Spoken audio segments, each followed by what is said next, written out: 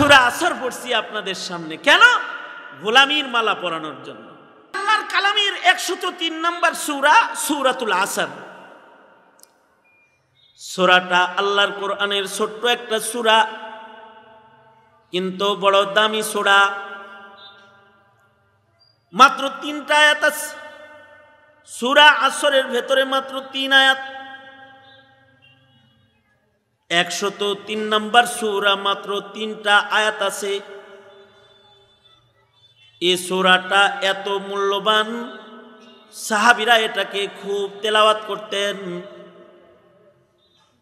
এক সাহাবী আর এক সাহাবীর সাথে মুলাকাত হলে সূরাতুল আসর পড়ে শোনায়া দিতেন। যখনই একজন আর একজনের সাথে দেখা হইতো তো সূরা আসরটা পড়া শোনায়া দিতেন। তো সাহাবীদের একটা আমল করলাম আপনাদের সাথে, সেটা হলো সাহাবীরা একজন আর একজনের সাথে দেখা হইলে সূরাতুল আসর তেলাওয়াত করে এক ভাই আর এক ভাইরে শোনায়া দিতেন। মরুভূমির মাঝখানে একজন আর একজনের সাথে মুলাকাত হইছে রাস্তায়, এক সাহাবী আর এক সাহাবীকে সূরা আসর পড়া শোনায়া দিতেন। এটা সাহাবীদের একটা আমল ছিল। কারণ কি? ইমামে শাফিঈ রাহমাতুল্লাহি আলাইহি বলেন, সূরাতুল আসরের ভেতরে আল্লাহ তাআলা খুলাসাতুল ইসলাম, ইসলামের নির্যাস কথাগুলোকে সূরাতুল আসরের ভেতরে আল্লাহ তাআলা আটকায় দিয়েছেন। সূরা আসর কাউকে শোনায়া দেওয়া আর টোটাল ইসলাম কারোর কানে দেওয়া সমান। ইমাম শাফিঈ বলেন, আল্লাহর রাসূলের উপরে 114টা সূরা আল্লাহ নাজিল করেছেন, কিন্তু আল্লাহর নবীর উপরে 114 সূরা নাজিল না করে যদি আল্লাহ তাআলা যদি আমার নবীর উপরে যদি শুধু সূরা আসর নাজিল করতেন, আর কোনো সূরা যদি নাজিল নাও হইতো, আর আল্লাহর রাসূল যদি এই একটা সূরা উম্মতকে দিয়া চলে যেতেন 3টা আয়াত, বিশাল বড় কোরআনের রত্ন ভান্ডার যদি আল্লাহর রাসূল উম্মতকে নাও দিতেন, শুধু 3টা আয়াত এই সূরাটা যদি উম্মতের হাতে দিয়ে যেতেন, আর কিয়ামত পর্যন্ত আনেওয়ালা যত মানুষ এই পৃথিবীর মাটির উপরে আসবে, এরা সবাই মিলা যদি শুধুই মাত্র সূরা আসরের আদলে নিজেদের জীবনকে যদি গঠন করে নিত, তাহলে সূরা আসর সারা দুনিয়ার মানুষদেরকে কিয়ামত পর্যন্ত আল্লাহর জান্নাতে পৌঁছায় দেওয়ার জন্য যথেষ্ট সূরা। আর কিছু লাগবে না, এক সূরা মানুষকে আল্লাহর জান্নাতে পৌঁছায় দেবে। সূরার শুরুতে একটা কসম আছে, আল্লাহ তাআলা কসম করে কথা বলেছেন। আমাদের খাসলত হলো, আমরা যদি আমাদের কথাকে কাউকে বিশ্বাস করাইতে চাই তাহলে কসম করি, এই ভাই এটা আপনি করছেন, কয় না করি নাই, না আপনি করছেন, না করি নাই, বিশ্বাস করে না। পরে কয় আল্লাহর কসম করি নাই, কয় ঠিক আছে তাইলে মনে হয় করেন নাই। তার মানে হলো কসম মানুষের কথাকে শক্তিশালী বানায়। মানুষের খাসলত হলো মানুষ কথা কসম করে বলে কথাকে শক্ত বানানোর জন্য, আর মানুষের তবিয়ত হলো কসমওয়ালা কথা তাড়াতাড়ি বিশ্বাস করে। আল্লাহ তাআলা কিন্তু কসম নিজের কথাকে শক্তিশালী বানানোর জন্য করেন নাই। আল্লাহর কথা কসমওয়ালাটা যেমন, কসম সারাটা তেমনই। কালামুল মুলুকি মুলুকুল কালাম, আল্লাহর কথা কসমওয়ালাটা যত শক্ত, কসম সারাটা ওইরকমই শক্ত। কারণ আল্লাহর মতো সত্য বলনেওয়ালা তো আর কেউ নাই। ওমান আসদাকু মিনাল্লাহি কিলা, আল্লাহর চেয়ে শক্ত কথা, সত্য কথার কে বলবে? কিন্তু তারপরেও আল্লাহর কোরআনে আল্লাহ তাআলা জায়গায় জায়গায় কসম করছেন। মুফাসসিরিনে কেরাম বলেন এই কসমগুলা হলো বান্দার প্রতি আল্লাহর ভালোবাসা প্রকাশ। এটা সুবহানাল্লাহ, আর আস্তে করে বলেন সুবহানাল্লাহ। আল্লাহ যে কসম করে কথা বলছে নিজের কথাকে সত্য বানানোর জন্য না, আল্লাহ যে তার বান্দাকে আমাদেরকে আল্লাহ তাআলা যে খুব ভালোবাসে এটা কসম করে প্রকাশ করছে। কারণ আল্লাহর চাইতে কেউ ভালোবাসনেওয়ালা আছে আমা করে? মা তো সবচেয়ে বেশি ভালোবাসে, কিন্তু আল্লাহর চাইতে বেশি ভালোবাসে না। পৃথিবীর সকল ভালোবাসার চাইতে উন্নত ভালোবাসা আপনার আমার জন্য আল্লাহর ভালোবাসা। এ কারণেই তো 80 বছর গুনাহ করার পরে যদি আল্লাহকে বলে আল্লাহ মাপ চাই, সাথে সাথে মাফ করে দেয়, কারণ ভালোবাসা। এমনকি তাফসীরে আসছে কারুন যেদিন মাটির নিচে ডাইবা যাইতেছে সেদিন কারুন হযরত মূসাকে ডাকাডাকি করছে, এই মূসা ভাই শোনো শোনো, আমি কিন্তু মাটিতে গাইরা গেলাম, আমারে উঠাও উঠাও। ফিরআউন যখন পানিতে ডুবছে আল্লাহরে ডাকতে দেরি করছে, মূসারে ডাকছে, মূসা আমানতু বিরব্বি মূসা ওয়া হারুন, মূসা আহো আহো আমারে ধরো। কিন্তু ডাইরেক্ট আল্লাহরে কয় না যে ইয়া আল্লাহ আপনার কাছে আয়া পড়ছি, এটা কয় না। মূসার হারুন রে ডাইকা কয় আমানতু বিরব্বি মূসা ওয়া হারুন। ফিরআউন মূসাকে ডাকে, হারুনকে ডাকে, কারুন মূসাকে ডাকে, ভাই আমারে লয়ে যাও লয়ে যাও। সাদ্দাত মৃত্যুর সময় আজরাইলকে ডাকে, আজরাইল ভাই একটু সময় দাও, যদি আমি আমার বানান্না জান্নাতটা একটু দেখতে পারি। কিন্তু আল্লাহরে ডাক দেয় না। আল্লাহ তাআলা বান্দাকে এত মুহাব্বত করেন, মুফাসসিররা লেখেন যে আল্লাহ তাআলা তখনও বান্দার মুখের দিকে তাকায়া ছিল, কারুনের দিকে তাকায়া ছিল, সাদ্দাত ফিরাউনের দিকে তাকায়া ছিল। ওরা যদি দুনিয়ার মানুষরে ডাকাডাকি না কইরা যদি ওরা বলতো আল্লাহ ও আল্লাহ আপনার দুয়ারে আসছি, আপনি আমারে মাফ করে দেন, তো বান্দার প্রতি আল্লাহর ভালোবাসাটা হলো এমন যে 80 বছরের অপরাধও একটা ডাকের কারণে আল্লাহ তাআলা ক্ষমা করে দেয়। ভালোবাসার পরিমাপটা তো অনেক উঁচু। এ কারণে আল্লাহ তাআলা ভালোবাসা কসম খাইছে। কেন? ওই যে বান্দার একটা খাসলত আছে, বান্দা কসম করলে তাড়াতাড়ি আমল করে। কি খাসিলত? হ্যাঁ,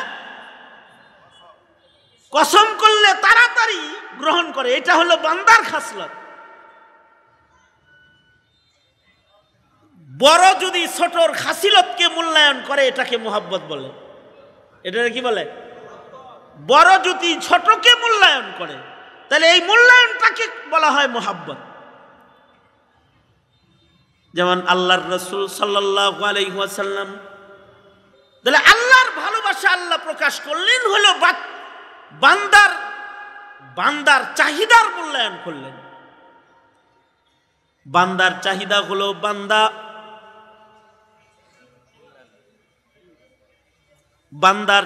হলো বান্দা কসম করে কথা বললে তাড়াতাড়ি বিশ্বাস করে, এটা বান্দার খাসলত। এ কারণে আল্লাহ তাআলা বান্দার প্রেমে পড়া কিছু সময়ের জন্য বান্দার খাসলতের মূল্যায়ন করে ফেলছে। এ কারণে আল্লাহ জায়গায় জায়গায় কসম করে করে কথা বলছে। আল্লাহর রাসূল সাল্লাল্লাহু আলাইহি ওয়াসাল্লামের কাছে হাসান হুসাইন বলে কি, না না ঘুরায় চড়বো, তুমি ঘুরা হও। মুহাব্বত বাচ্চার ইচ্ছাকে বাস্তবায়ন করতে বাধ্য করে। বাচ্চা ঘুরায় চড়তে চায়, নানারে ঘুরা হইতে বলছে, তো নানা ঘুরা হয়েছে, এই জন্য উনি কি ঘুরা? কথা বলেন না কেন? নানা ঘুরা। ইচ্ছাটা কার? বাচ্চার। বাচ্চা ঘুরা পছন্দ করে তাই নিজে ঘুরা হইছে। ওই ঘোড়ার উপরে চড়তে পারবে না, এই ঘোড়ার উপরে চড়তে পারবে, তাই মোহাব্বতে পড়ে নিজে ঘোড়া হয়ে গেছে। মা বাবা অনেক সময় সন্তানের ইচ্ছাকে মূল্যায়ন করে। সন্তান অনেক সময় মারে কয়, মা তুমি কান্দো, তো কান্দা না আইলেও কান্দে, ঠিক না? কান্দে, বাপে কান্দে, তার মানে জানে যে আমি এখন কাঁদলে আমার সন্তান খুশি হবে, তাড়াতাড়ি আমার কাছে আসবে। বাস, আমি যদি কেঁদে দিই তাহলে, যদিও এই কান্না আমার কান্না না, এটা আমার সন্তানের পছন্দের কান্না, কিন্তু আমি কাঁদলে পরে আমার সন্তানটা আমার কাছে চলে আসবে। মায় ভাব ধরে কাঁদতেছে, আসলে কান্দে নাই, সন্তানের পছন্দকে বাস্তবায়ন করেছে। আল্লাহর কোরআনে জায়গায় জায়গায় কসম আছে, কোথাও বলে কলমের কসম, কোথাও বলে চাঁদের কসম, কোথাও বলে সূর্যের কসম, কোথাও বলে আসমানের কসম, কোথাও বলে জমিনের কসম। এই সব কসমের উদ্দেশ্য হলো, বান্দা আমার কথা কসম বলে বলা লাগে না, আমার কথা কসমওয়ালাটা যেমন, আমার কথা কসম ছাড়াটাও তেমন। কিন্তু তুমি বান্দার খাসলত কসম করলে তুমি তাড়াতাড়ি বিশ্বাস করো, এই কারণে আমি আমার কথাকে কসম করে তোমার কাছে পেশ করতেছি। ওয়াল আসর, কালের কসম, সময়ের কসম। ইন্নাল ইনসানা লাফি খুসর, পৃথিবীর যত মানুষ আছে সব মানুষ ধ্বংসের ভেতরে আছে। আল্লাহর একটা চিরন্তন সত্য বাণীকে আমাদের কানে দিতে আল্লাহ কসম করলেন। কি কারণে কসম করেছে? প্রেমের কারণে। বলেন আমার সাথে, কিসের কারণে? ভালোবাসার কারণে। আবার বলেন, কিসের কারণে? ভালোবাসার কারণে কসম করেছে। নিজের কথাকে শক্ত বানানোর জন্য নয়, বান্দাকে তাড়াতাড়ি কোলে লওয়ার জন্য কসম করে কথা বলছে, তুই আমার কোলে চলে আয়। তবে কসমটা করলেন আল্লাহ তাআলা সময়ের কসম, অর্থাৎ সময়ের নিসবতে সব মানুষ ধ্বংসে আছে। মানুষরে বুঝাইতেছে আমি সময়ের কসম করছি, সময় কিন্তু বড় মূল্যবান জিনিস, এইটার কারণে তুই ধ্বংসে আসস, সময়ের নিসবতে তুই ধ্বংসের ভেতরে আসস। কারণ বান্দা দুনিয়ার হায়াতে সময় হলো তোর সবচেয়ে বড় সম্বল। দুনিয়ার হায়াতে একটা মানুষের আল্লাহ পাওয়ার জন্য সবচেয়ে বড় সম্বল হলো তার হায়াত। হায়াতের চেয়েতে বড় সম্বল নাই। যার হায়াত নামক সম্বল নাই, তার আল্লাহর দিদার নাই, তার জান্নাত নাই। একটা মানুষ দুনিয়ার হায়াত পায় নাই তো সে আল্লাহরে পায় নাই, আর একটা মানুষ দুনিয়ার 1 সেকেন্ডের একটা হায়াত পাইছে তো আল্লাহরে পায়া গেছে। এ কারণে জন্মের আগে যদি কেউ মরে যায়, সে নর্দমার ভেতরে পড়ে যায়, কিন্তু জন্মের 1 মিনিট পরে যে মারা যায় সেও জান্নাতীদের গুরুস্থানে জায়গা পাওয়া যায়। তার মানে হায়াতের একটা সেকেন্ডের অনেক দাম। ফকিহরা বলে কোনো বাচ্চা জন্মগ্রহণ করার পরে যদি তার কান্নার আওয়াজ পাওয়া যায় তাহলে সে জান্নাতের মালিক। তার মানে মানুষ হিসেবে জন্মের পরে তার কান্নাটাই হলো তার কালিমা। সে কানছে না, আসলে তার জন্মের পরে এই ভাষাটাই আল্লাহ পয়লা শিখায়, এটা তার পয়লা ভাষা। সে তার ভাষায় তার রবের ডাক দিছে, আল্লাহর শিখানো ভাষায় সে আওয়াজ করছে, তার মানে হলো আল্লাহ ডাকছে। আল্লাহ ডাকছে তার মানে সে জান্নাত পাইছে।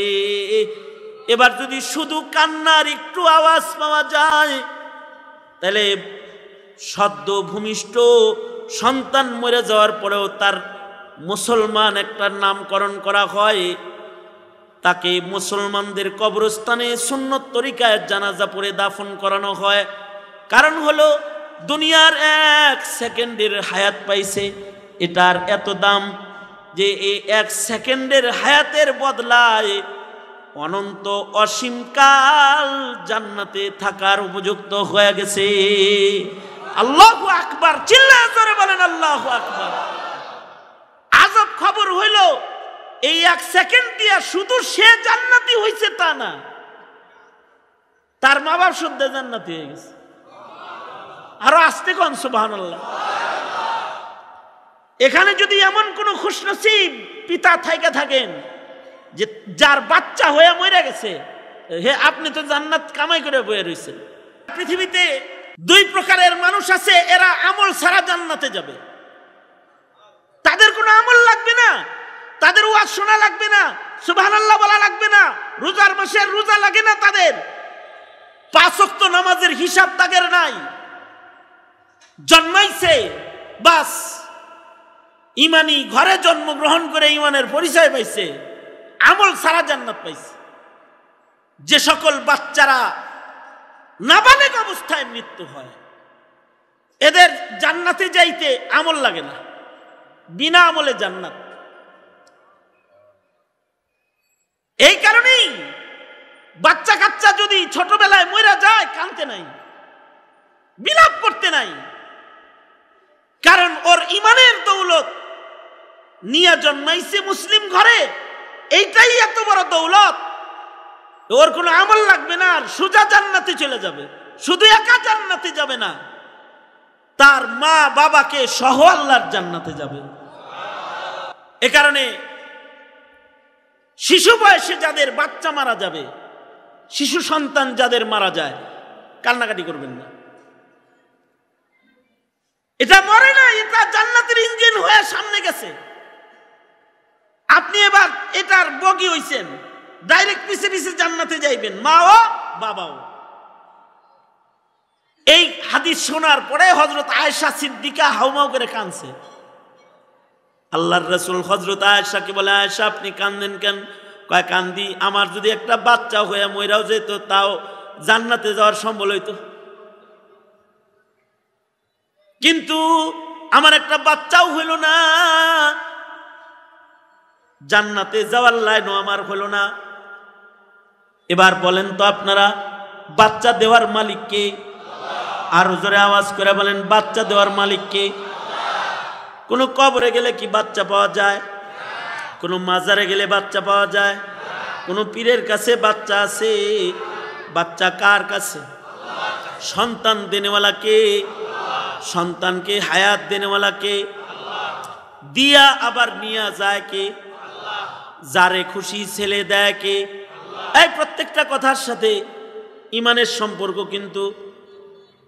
ছেলে দেয় কে? মেয়ে দেয় কে? কাউকে ছেলে, কাউকে মেয়ে, কাউকে ছেলেও দেয় মেয়েও দেয় কে? কাউকে নিঃসন্তান রাইখা দেয় কে? এটা যেহেতু বন্টনটা তার, কাউকে আল্লাহ তাআলা সন্তান দেন নাই, কিন্তু সে যদি আল্লাহর দেয়া এই হালতের উপরে সবর করে যদি আলহামদুলিল্লাহ বলতে পারে, তাহলে সাথে সাথে আল্লাহ তাআলা তার ধৈর্যের কারণে তাকে জান্নাত দান করবে। হযরত উম্মুল মুমিনিন হযরত আয়েশাকে আল্লাহর রাসূল বলে, ও আয়েশা, আপনাকে আল্লাহ একটা সন্তান দেন নাই, কিন্তু আমার ইন্তেকালের পরে আপনি যে মৃত্যু পর্যন্ত স্বামী ছাড়া সন্তান ছাড়া সবর কইরা জিন্দেগি কাটাইবেন, আপনার ওই সবরটা আপনাকে আল্লাহর জান্নাতে নিয়ে যাবে। এ কারণে যাদের সন্তান হয় না, দুঃখ করার কিছু নাই। মা ডাক শুনতে পারে নাই, আল্লাহ চায় মা ডাক না শোনার এই ধৈর্যটা দিয়ে তাকে আল্লাহর জান্নাতে নিবে। আব্বা ডাক শুনতে পারে নাই, আল্লাহ চায় যে আব্বা ডাক না শোনায়া তাকে একটা ধৈর্য ধরাবে দুনিয়াতে, এই ধৈর্য দিয়ে তাকে আল্লাহর জান্নাতে পৌঁছানো হবে। আর যদি সন্তান হইয়া মইরা যায়, তাহলে সন্তানটা 7 বছর পালছে, তারপরে মারা গেছে, 6 বছর সন্তানটাকে লালন পালন করছে, তারপরে মরে গেছে। সন্তান মরে গেলে কাঁদবে না, আলহামদুলিল্লাহ বলবে। যদিও তার চোখের পানি গড়ায়া পড়ে যাবে, তারপরও আল্লাহর মাল আল্লাহ লয়ে গেছে, ধৈর্য ধরবে। যদি ধৈর্য কেউ ধরতে পারে, তাহলে হাদিস শরীফ আছে, আজরাইলকে আল্লাহ তাআলা ডেকে বলবে, আয় আজরাইল, আল্লাহ ডেকে বলতে থাকে, আয় আজরাইল, আয় ফেরেশতারা, তোমরা বুঝি আমার বান্দার কলিজাটা ছিঁড়া লয়ে আইছো? জি, আমরা আপনার বান্দার কলিজা ছিঁড়া লয়ে আইছি, বাচ্চাটারে লয়ে আইছি। আমার বান্দা ধৈর্য ধরছে না? হ্যাঁ ধৈর্য ধরছে। তো আল্লাহ তাআলা বলে, তাহলে ফাজআল্লাহু বাইতান ফিল জান্নাহ, আমার এই বান্দাটার জন্য জান্নাতের ভেতরে একটা বাড়ি বানাও, আর ওই জান্নাতের বাড়ির গেটের ভেতরে সাম্মুহু বাইতাল হামদ, এটার সাইনবোর্ড লাগাও, বাইতাল হামদ। আমার বান্দা, আমার এইরকম প্রশংসাকারী বান্দা, যে তার কলজাটাই না আমি নিয়ে আসলেও সে আমার উপরে নাশকর করে না, সে আমার উপরে নারাজ হয় না, তার চোখের সামনে থেকে তার সন্তান লয়ে আইছি, তারপরেও কষ্ট নেয় না। এ বান্দাটা আমার প্রশংসাকারী বান্দা, তার জান্নাতের গেটের ভেতরে সাইনবোর্ড লাগায় দাও, বাইতাল হামদ, সাম্মুহু বাইতাল হামদ। তার জান্নাতের বাড়িটার নাম লেখো বাইতাল হামদ, বাইতুল হামদ নাম লেখো। হামদ সানা করনেওয়ালা বান্দা এটা আমার। এ কারণে কারোর যদি বাচ্চা মারা যায় কাঁদবেন না,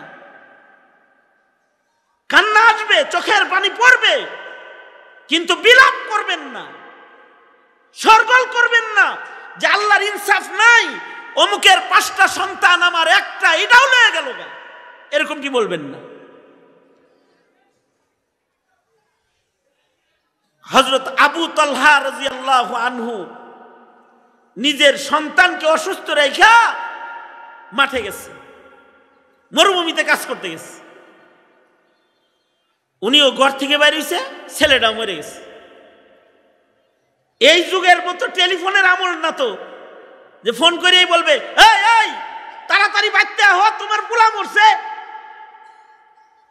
গেছে গা মরুভূমিতে, ডাকবো কে? বেডি মানুষ, পর্দার বিধান আছে, বাইরে যাওয়ার কায়দা নাই। আবু তালহার বিবি নিজের সন্তানটাকে সুন্দর করে শুয়ায়া সাদা চাদর দিয়া ঢাকা রাখছে। সন্ধ্যাবেলায় আবু তালহা বাড়িতে আসছে। বাড়িতে আসছে পরে দরজায় দাঁড়ায় কয় নাই, হায় রে গেছে গা রে, বলে নাই। বাহির থেকে স্বামী আসছে, তো তাকে সুন্দর একটা রিসিপশন করছে। স্বামীর ব্যাগ গুলা নিছে, স্বামীরে বসতে দিছে, স্বামীরে বাতার দিছে, স্বামীরে হাত ধোয়ার জন্য, মুখ ধোয়ার জন্য পানি দিছে, খাবার দিছে, স্বামী খাইছে। রিসিপশন সুন্দর। আর এখনকার নারীরা রিসিপশনে চাকরি করতে করতে স্বামীর রিসিপশন ভুলে গেছে। হোটেলের রিসিপশনে মহিলা, দোকানের রিসিপশনে মহিলা, হসপিটালের ক্যাবিনের কাছে মহিলা, সেবায় আছে মহিলা, রোগীদের সেবা করতে করতে আর কাস্টমারের সেবা করতে করতে নিজের স্বামীর সেবা করার মতো মেজাজ নাই। রিসিপশনে বৈশা বৈশা পরিচিত অপরিচিত সবাই রে সালাম দিতে দিতে নিজের জামাই রে শ্রদ্ধা করার মেজাজ নাই। নারীরা এখন নিজের স্বামীর মর্যাদা বুঝে না। কিন্তু আবু তালহা ঘরে ঢুকছে, আর বিবি আবু তালহাকে সুন্দর একটা রিসিপশন করছে, স্বামীকে খাইতে দিছে। খানা খাওয়ার পরে হযরত আবু তালহার দিলের ভিতরে জৈবিক চাহিদা পূরণের ইচ্ছা আসছে, বিবিকে আলিঙ্গন করেছে, বাশারিয়া তাকাজা আসছে। বিবি স্বামীর চাহিদা পূরণ করে ফেলেছে, আবার পানি দিছে, স্বামীকে গোসল করাইছে, নিজের হাতে ডোলা ডোলা, আবার সুন্দর জামা কাপড় পরাইছে, বিছানায় বসছে। স্বামী স্ত্রী কথা বলতেছে, তো বিবি বলতেছে, স্বামী কেউ যদি আপনার কাছে একটা জিনিস আমানত রাখে, আর কেউ কোনো জিনিস আমানত রাখা সেই জিনিসটা যদি যখন তখন আপনার কাছে চায় তার জিনিস সে লয়ে যায়, তাহলে কি তার উপরে রাগ করা ঠিক? কেন না, যার মাল সে নিবে তার সাথে রাগ কিসের? এবার বিবি সুযোগ পায়া কয়, স্বামী মহান আল্লাহ আপনারে আর আমার একটা মাল দিছিল, একটা সন্তানের নিয়ামত দিছিল। আপনি সকালবেলায় যখন ঘর থেকে চলে গেছেন তখন যার মাল তিনি আপনার সন্তানটাকে লয়ে গেছে গা, যার মাল তিনি তার মাল তার কাছে লয়ে গেছে। ও স্বামী, আপনার আমার সন্তান আপনার আমার কাছে এখন নাই, ওটা রবের মাল রবের কাছে গেছে গা। ও স্বামী, আল্লাহর উপরে কি নারাজ হওয়া ঠিক হবে? আল্লাহর উপরে তো নারাজি নাই, তার মাল তিনি নিচে, আমাদেরকে আলহামদুলিল্লাহ বলতে হবে। আপনার সন্তান ইন্তেকাল করেছে। হযরত আবু তালহা বলে, বিবির সংবাদ শোনার পরে আমি নিথর পাথর হয়ে গেছি, কান্নায় ভেতর ফাইটা যায়।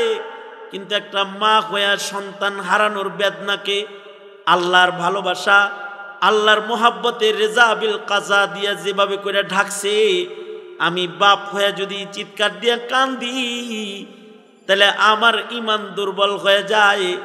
সবর করেছি, কান্না আসছে কিন্তু কোনো আওয়াজ করি নাই। এই যে আমার বিবির ধৈর্য, বাচ্চা মরে গেল তারপরেও ধৈর্য, আল্লাহর উপরে অসন্তুষ্টি নাই, সন্তুষ্ট। এ ইমানের কথাটা নবীজির কাছে বলতে নবীর কাছে গেছি। নবী আলাইহিস সালাম বলেন যে, এ আবু তালহা, তুমি তোমার বিবির অবস্থা আমার কাছে বলার আগেই আল্লাহ তাআলা জিব্রাইলকে দিয়া তোমার বিবির অবস্থা আমার আগেই জানায়া দিছে।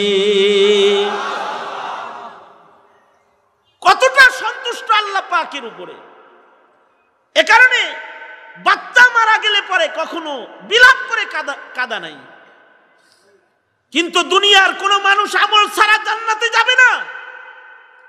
বাচ্চারাই একমাত্র, এরা মাসুম অবস্থায় মারা গেলে আমল ছাড়াই জান্নাতে চলে যাবে।